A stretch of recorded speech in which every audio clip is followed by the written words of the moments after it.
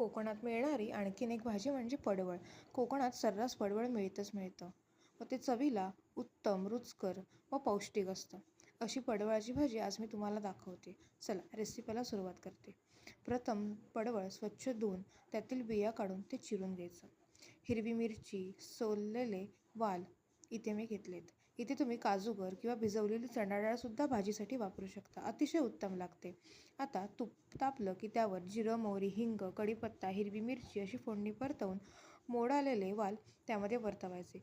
हळद, किंचितसं मीठ व एक आमसूल हे परतवून थोडंसं पाणी घालून त्याला 5 मिनटं वाफ आणायची, जेणेकरून वालाचा उग्रवास जाईल. यानंतर पडवळ त्यामध्ये ॲड करायचं. ओलं खोबरं, चवीनुसार गूळ, चवीनुसार मीठ हे सर्व एकजीव करून कुकरला 2 शिट्या काढायच्या. अशी मस्तपैकी रसरशीत पडवळाची भाजी तयार होते. वरण भात आणि पडवळाची भाजी एकदम उत्तम लागते. अशी एकदा नक्की करा. तुम्हाला नक्कीच आवडेल व आपल्या चॅनलला फॉलो व सबस्क्राईब करायला विसरू नका. धन्यवाद.